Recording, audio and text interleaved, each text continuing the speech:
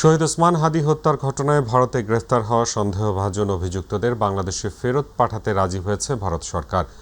বুধবার নয়াদিল্লিতে বাংলাদেশের পররাষ্ট্রমন্ত্রী ডক্টর খলিলুর রহমানের সঙ্গে ভারতের পররাষ্ট্রমন্ত্রী ডক্টর এস জয়শঙ্করের বৈঠকে এই সিদ্ধান্ত হয়। বৈঠকে সাজাপ্রাপ্ত পলাতক সাবেক প্রধানমন্ত্রী শেখ হাসিনা ও সাবেক স্বরাষ্ট্রমন্ত্রী আসাদুজ্জামান খান কামালকে ফেরতের অনুরোধ জানায় বাংলাদেশ। এদিকে বাংলাদেশি নাগরিকদের জন্য দীর্ঘদিনের ভিসা জটিলতা নিরসনে ইতবাচক আশ্বাস দিয়েছেন ভারতের পররাষ্ট্রমন্ত্রী এস জয়শঙ্কর। তিনি জানান, আগামী কয়েক সপ্তাহের মধ্যে বাংলাদেশি নাগরিকদের জন্য বিশেষ করে চিকিৎসা ও ব্যবসায়িক ভিসা প্রদানের প্রক্রিয়া আরও সহজ করা হবে। এছাড়া জ্বালানি পরিস্থিতি, অর্থনৈতিক স্বার্থ সংশ্লিষ্ট বিষয়ক ও সম্পর্ক আরও জোরদারে বৈঠকে আলোচনা হয়। এসব বৈঠকে প্রধানমন্ত্রীর পররাষ্ট্র বিষয়ক উপদেষ্টা হুমায়ুন কবির এবং ভারতে নিযুক্ত বাংলাদেশের হাই কমিশনার রিয়াজ হামিদুল্লাহ উপস্থিত ছিলেন। এর আগে গতকাল দিল্লিতে পৌঁছানোর পরপরই ভারতের জাতীয় নিরাপত্তা উপদেষ্টা অজিত দোভালের সঙ্গেও বৈঠক করেন বাংলাদেশের প্রতিনিধি দল। বুধবার ভারতের পররাষ্ট্রমন্ত্রী ছাড়াও দেশটির তেল ও প্রাকৃতিক গ্যাস মন্ত্রী হরদীপ সিং পুরীর সঙ্গেও বৈঠকে বসেন বাংলাদেশের পররাষ্ট্রমন্ত্রী।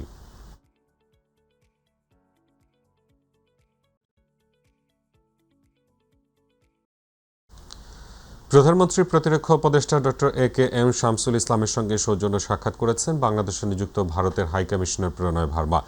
বুধবার ঢাকা সেনানিবাসস্থ সশস্ত্র বাহিনী বিভাগে উপদেষ্টার কার্যালয়ে এ সাক্ষাৎ অনুষ্ঠিত হয়। আন্তঃবাহিনী জনসংযোগ পরিদপ্তর আইএসপিআর থেকে পাঠানো এক সংবাদ বিজ্ঞপ্তিতে জানানো হয় এই তথ্য। সাক্ষাৎকালে তারা পারস্পরিক কুশল বিনিময় করেন। এ সময় উভয়ে দ্বিপাক্ষিক প্রতিরক্ষা সহযোগিতা, প্রশিক্ষণ এবং আঞ্চলিক নিরাপত্তা বৃদ্ধির বিষয়ে আলোচনা করেন।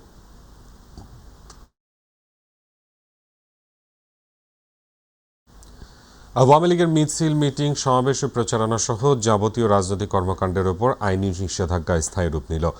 বুধবার জাতীয় সংসদে সন্ত্রাস বিরোধী সংশোধন আইন 2026 পাশের মাধ্যমে এই সিদ্ধান্ত কার্যকর করা হয়েছে। ফলে নিষিদ্ধই থাকল আওয়ামী লীগের কার্যক্রম। এছাড়া ক্ষমতাচ্যুত দলটির কার্যক্রম নিষিদ্ধ ঘোষণা করে অন্তর্বর্তী সরকারের জারি করা আগের অধ্যাদেশটি এখন শক্তিশালী আইনি ভিত্তি পেল। এছাড়া সংসদে জুলাই গণঅভ্যুত্থানে অংশগ্রহণকারীদের সুরক্ষা ও দায় নির্ধারণের লক্ষ্যে জুলাই গণঅভ্যুত্থান সুরক্ষা ও দায় নির্ধারণ আইন 2026 বিল পাশ হয়েছে, যার মাধ্যমে আইনি সুরক্ষা পাবেন জুলাই যোদ্ধারা। ইউসুফ আলীর রিপোর্ট। মাননীয় সদস্যবৃন্দ, নির্ধারিত সময়ের ৩০ মিনিট পর সকাল ১১টায় শুরু হয় ত্রয়োদশ জাতীয় সংসদের অধিবেশনের বুধবারের কার্যক্রম। দায় নির্ধারণ বিল 2026। স্পিকার অবসরপ্রাপ্ত মেজর হাফিজউদ্দিন আহমেদের সভাপতিত্বে অধিবেশনের শুরুতে প্রধানমন্ত্রী তারেক রহমানের লিখিত প্রশ্নোত্তর টেবিলে উপস্থাপন করা হয়। আমি মাননীয় মন্ত্রীর কাছে প্রশ্ন রাখছি। প্রশ্নোত্তর পর্বে এমপিদের বিভিন্ন মন্ত্রণালয় সংক্রান্ত প্রশ্নের উত্তর দেন মন্ত্রীরা। এই গভর্নমেন্ট আমরা কিন্তু we are committed to the welfare of the people. আইন প্রণয়ন কার্যাবলীতে স্বরাষ্ট্রমন্ত্রীর উপস্থাপনায় আওয়ামী লীগের কার্যক্রম নিষিদ্ধ রেখে সংসদে সর্বসম্মতিক্রমে পাশ হয় সন্ত্রাসবিরোধী সংশোধন ও জুলাই গণঅভ্যুত্থান সুরক্ষা ও দায় নির্ধারণ বিল। মানে স্পিকার, এই বিলটা হলো একটি গণহত্যাকারী সন্ত্রাসী সংগঠনের নিষিদ্ধকরণ সংক্রান্ত একটা অ্যামেন্ডমেন্ট। আগের যে আইন ছিল সন্ত্রাস বিরোধী আইন, সেটা অ্যামেন্ডমেন্টের জন্য। এটা মোটামুটি বাংলাদেশে একটা জনমত সৃষ্টি হয়েছিল, সেই প্রেক্ষিতে তাদের কার্যক্রম নিষিদ্ধ করা হয়েছে। আমি সালাউদ্দিন আহমেদ, মন্ত্রী স্বরাষ্ট্র মন্ত্রণালয়, প্রস্তাব করছি যে সন্ত্রাস বিরোধী আইন 2009-এর অধিকতর সংশোধন কল্পে আনিত বিলটি সন্ত্রাস বিরোধী সংশোধন বিল 2026 মহান জাতীয় সংসদে উত্থাপিত আকারে পাশ করা হোক। যারা এই প্রস্তাবের পক্ষে আছেন তারা হ্যাঁ বলুন, যারা এই প্রস্তাবের বিপক্ষে আছেন তারা না বলুন। আমার মনে হয় হ্যাঁ জয়যুক্ত হয়েছে, হ্যাঁ জয়যুক্ত হয়েছে, হ্যাঁ জয়যুক্ত হয়েছে। সরকার ও বিরোধী দলের সদস্যদের কণ্ঠভোটে পাশ হওয়া বিলের মধ্যে জাতির পিতার পরিবারের সদস্যদের নিরাপত্তা আইন 2009 রোহিতকরণ, স্থানীয় পরিকল্পনা বিল, পরিত্যক্ত বাড়ি সম্পূরক বিধানাবলী সংশোধন বিল, সরকারি হিসাব নিরীক্ষা, পানি সরবরাহ ও পয়ঃনিষ্কাশন কর্তৃপক্ষ সংশোধন বিল, শেখ হাসিনা পল্লী উন্নয়ন একাডেমি জামালপুর সংশোধন বিল ও protection and conservation of fish amendment bill 2026 অন্যতম। জাতির পিতার পরিবার সদস্যগণের নিরাপত্তা রহিতকরণ বিল 2026 উত্থাপিত আকারে মহান জাতীয় সংসদে পাশ করা হোক। যারা এই প্রস্তাবের পক্ষে আছেন তারা হ্যাঁ বলুন, যারা এই প্রস্তাবের বিপক্ষে আছেন তারা না বলুন। আমার মনে হয় হ্যাঁ জয়যুক্ত হয়েছে, হ্যাঁ জয়যুক্ত হয়েছে, হ্যাঁ জয়যুক্ত হয়েছে। পরে রাষ্ট্রপতির ভাষণের উপর ধন্যবাদ প্রস্তাব এনে বক্তব্য রাখেন সরকার ও বিরোধী দলের সদস্যরা। তাকে ধন্যবাদ দেওয়া উচিত, যেহেতু তিনি ফেসিবাদকে স্বীকার করে নিয়েছেন। সংসদ সদস্যরা কথার ফুলঝুরি দিয়ে এই এলাকা সিঙ্গাপুর মালয়েশিয়া বানিয়ে ফেলেছেন, অথচ এই এলাকাটিকে একটি অনুন্নত পশ্চাৎপদ জনপদে পরিণত রেখেছেন। আমাদের এলাকায় 29 জাতির বসবাস, তাদের সংস্কৃতি, তাদের ভাষা সম্পূর্ণ আলাদা।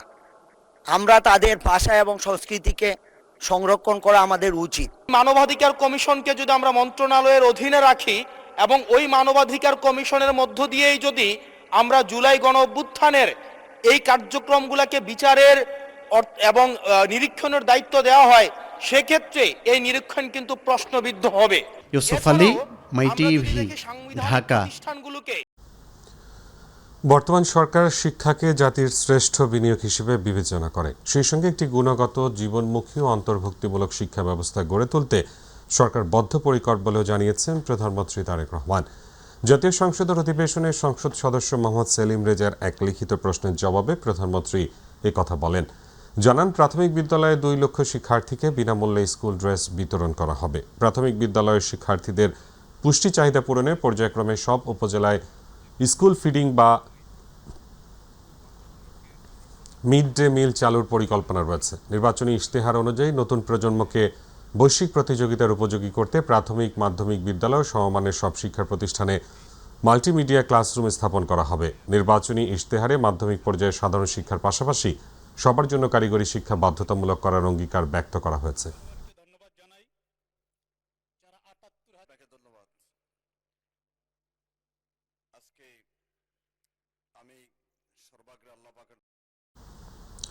শুক্রবারও সংসদ অধিবেশন বসবে বলে জানিয়েছেন চিফ হুইপ নুরুল ইসলাম মনি।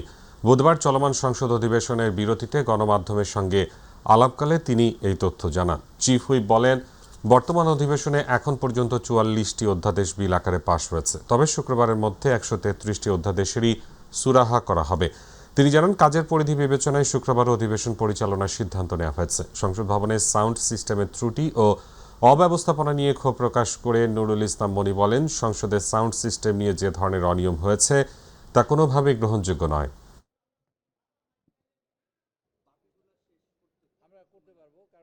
তিনটা অর্ডিন্যান্স একটা বিলের মধ্যে আসছে, এই বিল আমরা পাস করেছি। 4টা অর্ডিন্যান্স আছে, একটা বিলের মধ্যে আছে, একটা বিল পাস করেছি। একটা বিল পাস করা মানে 4টা অর্ডিন্যান্স পাস হয়েছে। একটা বিল পাস করা মানে 3টা অর্ডিন্যান্স পাস হয়েছে। সেই হিসেবে আমরা 44টা অর্ডিন্যান্স ইতিমধ্যে পাস করে ফেলেছি। 44টা 44। আর বাকি যা আছে আজকে, কালকে এবং পরশু দিনের মধ্যে ইনশাআল্লাহ আমরা বিশ্বাস করি 133টারই আমরা একটা ফয়সালা করতে পারবো। ত্রয়োদশ জাতীয় সংসদের সংরক্ষিত নারী আসনের ভোটের তফসিল ঘোষণা করেছে নির্বাচন কমিশন। আগারগাঁয় নির্বাচন ভবনে এ তফসিল ঘোষণা করেন নির্বাচন কমিশন সচিব আখতার আহমেদ। সচিব জানান, মনোনয়নপত্র দাখিলের শেষ তারিখ 21 এপ্রিল এবং 22 ও 23 এপ্রিল মনোনয়ন যাচাই বাছাই করা হবে। পরে 26 এপ্রিল বাতিল হওয়া মনোনয়নের বিষয়ে আপিল করা শুরু হয়ে এর নিষ্পত্তি হবে 27 ও 28 এপ্রিল। সচিব জানান, 29 এপ্রিল মনোনয়ন প্রত্যাহার এবং 30 এপ্রিল প্রতীক বরাদ্দ দেওয়া হবে। আগামী 12 মে ত্রয়োদশ জাতীয় সংসদের সংরক্ষিত আসনে নির্বাচন অনুষ্ঠিত হবে। এ নির্বাচনে বিএনপি ও জোট পাচ্ছে 36 আসন, জামায়াত এনসিপির জোট 13 এবং স্বতন্ত্র 6 জন মিলিয়ে মোট আসন। এছাড়া রুমিন ফারহানা কারো জোটে থাকছেন না বলে জানান ইসি সচিব। মনোনয়নপত্র দাখিলের শেষ তারিখ হচ্ছে 21 এপ্রিল, এটা মঙ্গলবার। রিটার্নিং অফিসার মনোনয়নপত্র বাছাইয়ের জন্য 22 এবং 23 তারিখ এটা আপনার সময় দিয়েছেন, আমাদের এখানেই এটা হবে। আপিল আবেদন 26 তারিখ, এটা রোববার, যদি কেউ আপিল করেন তাহলে এটা। আপিল নিষ্পত্তি 27-28 এপ্রিল। প্রার্থিতা প্রত্যাহারের শেষ তারিখ হচ্ছে আপনার 29 এপ্রিল, প্রতীক বরাদ্দ হবে 30 এপ্রিল, আর ভোট গ্রহণ হবে 12 মে। আগামীকাল ইনশাল্লাহ আমাদের শেরপুর 3 এবং বগুড়া 6 এই আসনে নির্বাচন হচ্ছে। এখনো পর্যন্ত আমাদের কাছে প্রাপ্ত অনুযায়ী, সংবাদ অনুযায়ী সব ঠিক আছে এবং একটা আশা করি যে আমরা যে বেঞ্চমার্কটা জাতীয় পর্যায়ের নির্বাচনে আপনাদের সকলের সহযোগিতায় করেছে সেটা থেকে প্লাস হবে। প্রধানমন্ত্রী তারেক রহমানের ছেড়ে দেয়া বগুড়া 6 সদর সংসদীয় শূন্য আসনের উপনির্বাচন বৃহস্পতিবার অনুষ্ঠিত হবে। ভোট সুষ্ঠু এবং নিরপেক্ষ করতে এরই মধ্যে ব্যাপক প্রস্তুতি নেওয়া হয়েছে। জেলা রিটার্নিং অফিসার জানায়, এই উপনির্বাচনে 150টি ভোট কেন্দ্র ও তার আশপাশের এলাকায় 18 জন নির্বাহী ম্যাজিস্ট্রেট এবং 2 জন জুডিশিয়াল ম্যাজিস্ট্রেট দায়িত্ব পালন করবেন। 250 সেনাবাহিনী সদস্য ট্র্যাকিং ফোর্স মোতায়েন থাকবে। এছাড়াও 8 প্লাটুন বিজিবি, র্যাব, পুলিশ সহ আইন শৃঙ্খলা বাহিনীর সদস্য মোতায়েন করা হয়েছে। এই আসনটিতে প্রতিদ্বন্দ্বিতা করছেন বিএনপির প্রার্থী রেজাউল করিম বাদশাহ, জামায়াতের আবিদুর রহমান সোহেল ও বাংলাদেশ ডেভেলপমেন্ট পার্টির আল আমিন তালুকদার।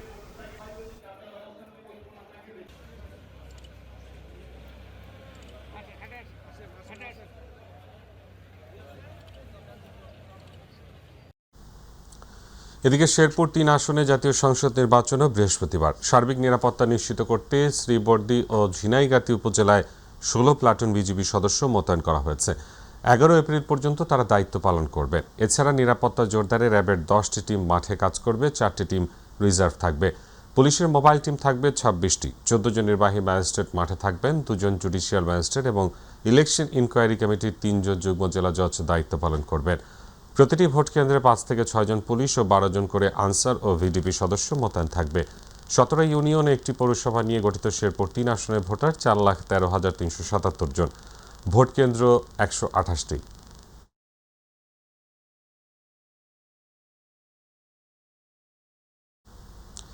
জুলাই সনদের পরিপূর্ণ বাস্তবায়ন না করলে দেশ ভয়াবহ সংকটে পড়তে পারে বলে মন্তব্য করেছেন সুজন সম্পাদক বদিউল আলম মজুমদার।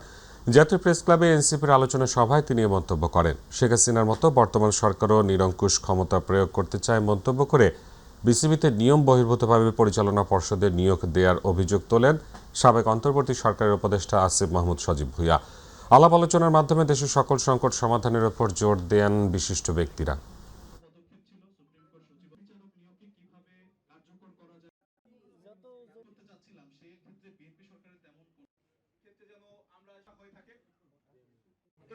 গণভোটের রায় নাকচ করে দেওয়ার কিংবা এটা নিয়ে টালবাহানা করার এবং যে অধ্যাদেশগুলো যে সরকারের স্বচ্ছতা জবাবদিহিতা নিশ্চিত করবে এবং মানুষের কল্যাণ বই আনবে সেগুলো বাতিল করার চেষ্টা করছি কিংবা সেগুলো নিয়ে গড়িবসি করছি।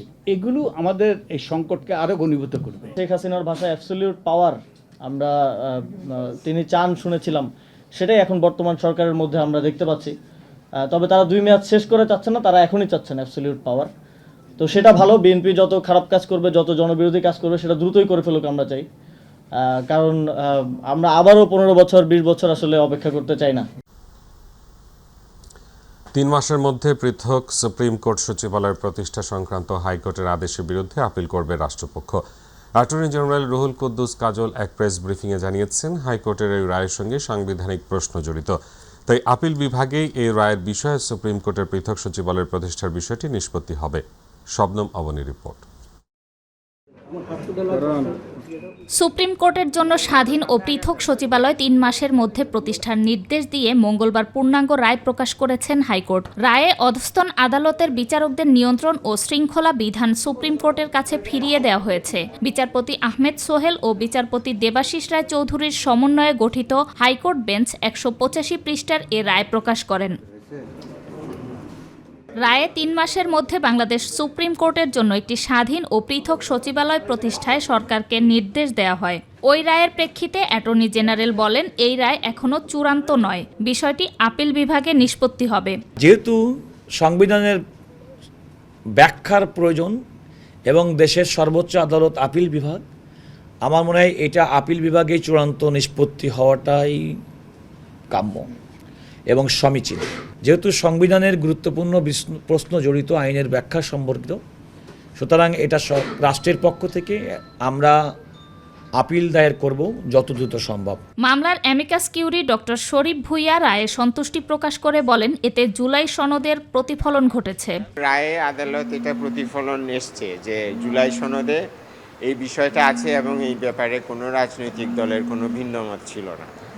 তো আমি মনে করব এই কমিটমেন্টগুলো এখন রক্ষিত হবে অলরেডি তার কার্যক্রম শুরু করেছে, এটার কার্যক্রম যাতে চলমান থাকে। এদিকে আলাদা এক ঘটনায় দুর্নীতির অভিযোগে নতুন করে আলোচনায় এসেছেন সাবেক উপদেষ্টা আসিফ নজরুল। তার বিরুদ্ধে ৮ মাসে 286 জন সাব রেজিস্ট্রারকে বদলি করে শত কোটি টাকার অনিয়মের গুরুতর অভিযোগ উঠেছে। এ বিষয়ে দুদকের অনুসন্ধান চেয়ে আবেদন করেছেন সুপ্রিম কোর্টের আইনজীবী ব্যারিস্টার এম সরওয়ার হোসেন। আমরা বিশ্বাস করতে চাই আসিফ নজরুল সাহেব এই দুর্নীতির সাথে যুক্ত নয়, কিন্তু যেহেতু পত্রিকায় লিড নিউজ হয়েছে, উনি একজন শিক্ষক মানুষ, উনি এই অনুসন্ধান ফেস করে উনি জাতির সামনে দেখাবেন উনি কোনো দুর্নীতি করেননি। শবনম অবনী, মাই টিভি, ঢাকা। কমিশনার অনুসন্ধান বরাবর একটি সংক্রমণ দ্রুত ছড়াতে থাকা এবং টিকা সংগ্রহ হওয়ায় সারা দেশের হাম ভ্যাকসিন কার্যক্রম নির্ধারিত তারিখের 2 সপ্তাহ আগেই শুরু করবে সরকার। স্বাস্থ্যমন্ত্রী সরদার সাখাওয়াত হোসেন সংসদে জানিয়েছেন, পরিস্থিতি মোকাবেলায় সর্বোচ্চ সতর্ক সরকার। এদিকে দেশজুড়ে নতুন ভর্তি রোগীর হার খানিকটা কমলেও হামের উপসর্গ নিয়ে মৃত্যু থামছে না। বিকেলে স্বাস্থ্য অধিদপ্তর জানিয়েছে, আগের 24 ঘন্টায় দেশে হামের উপসর্গ নিয়ে আরও 10 শিশুর মৃত্যু হয়েছে। বিস্তারিত থাকছে সাদিয়া হক মৌয়ের প্রতিবেদনে। দেশের বিভিন্ন জেলার মতো শিশুদের প্রাণঘাতী রোগ হাম হানা দিয়েছে রাজধানী ঢাকাতেও। রাজধানীর বাংলাদেশ শিশু হাসপাতাল ও ইনস্টিটিউটে এই মৌসুমে এখন পর্যন্ত 224 জন নিশ্চিত হাম রোগে আক্রান্ত শিশুর চিকিৎসা হয়েছে। এর মধ্যে জীবন প্রদীপ নিভে গেছে 6 জনের। আমাদের এই শিশু হাসপাতালে এই পর্যন্ত আমরা 224টা হামের বাচ্চা চিকিৎসা করেছি, আর হলো আমাদের 6 জন মারা গেছেন।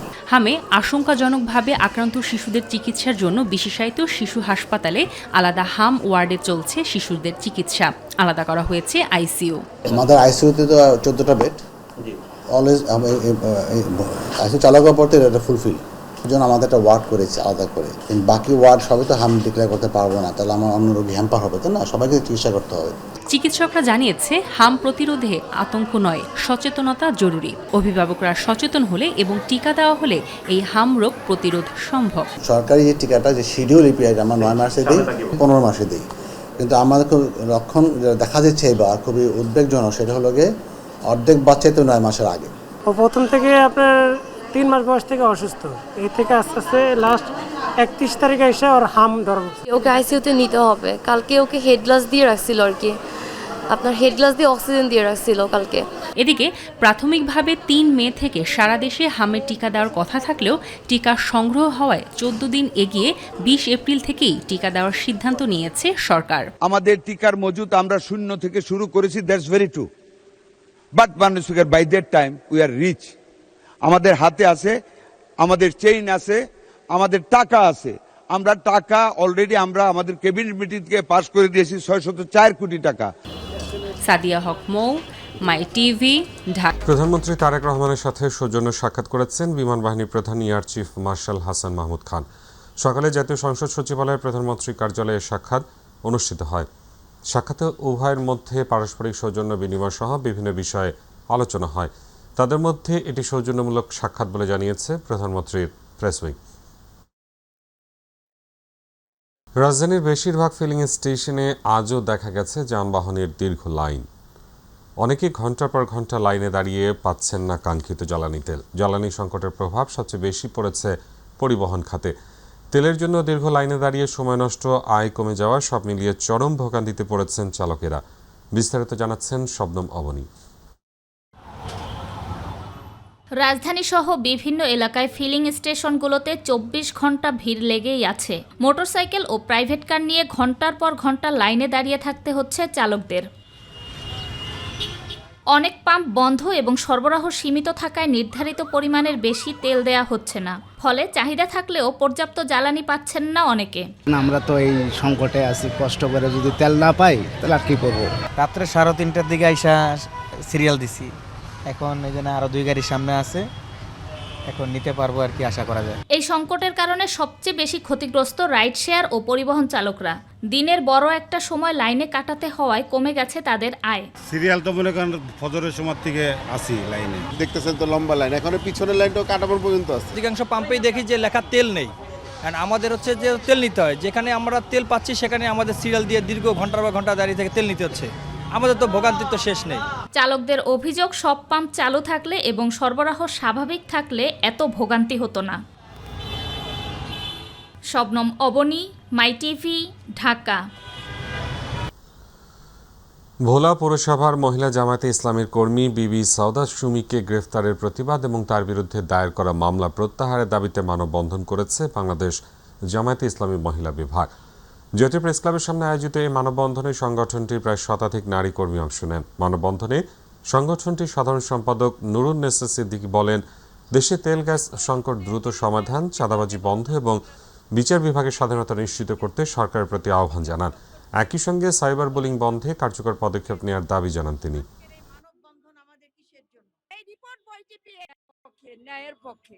আমরা চাইবো আর কোন নারী যেন কোনো ধরনের হ্যারাসমেন্টের শিকার না হয়। আর আমাদের নারীরা যে সাইবার বুলিং এর যে শিকার হয়েছে, অনেক নারীরা শিকার হচ্ছে প্রতি মুহূর্তে, এই সরকার যেন সে ব্যাপারে শক্ত স্টেপ নেয়। বিচার ব্যবস্থাকে বলছি, স্বরাষ্ট্রমন্ত্রীকে বলছি, আপনারা আপনাদের দায়িত্ব ছেড়ে দেন, কারণ আপনারা অযোগ্য বলে প্রমাণিত হবেন। আসুন আমরা সবাই মিলে দেশকে সুন্দরভাবে গড়ে তুলি। যুক্তরাষ্ট্রের সাথে বাংলাদেশের প্রস্তাবিত বাণিজ্য চুক্তি নিয়ে উদ্বেগ জানিয়েছে বাংলাদেশের বিপ্লবী ওয়ার্কার্স পার্টি। রাজধানীতে আয়োজিত এক মতবিনিময় সভায় বক্তারা বলেন, এই চুক্তি দেশের শিল্প, কৃষি, অর্থনীতির জন্য ঝুঁকিপূর্ণ হতে পারে। চুক্তির শর্ত অনুযায়ী শুল্ক হ্রাস, বাজার উন্মুক্তকরণ এবং বিদেশি পণ্যের অবাধ প্রবেশ স্থানীয় উৎপাদকের প্রতিযোগিতায় পিছিয়ে দিতে পারে বলে আশঙ্কা প্রকাশ করা হয়েছে। এছাড়া শ্রমনীতি, পরিবেশ এবং নীতিগত স্বাধীনতার উপর চাপ সৃষ্টি হওয়ার সম্ভাবনার কথাও উল্লেখ করা হয়। বিশ্ব বাণিজ্য সংস্থার নীতিমালা উপেক্ষা করে একতরফা সুবিধা আদায়ের সুযোগ তৈরি হতে পারে বলেও দাবি দলটির।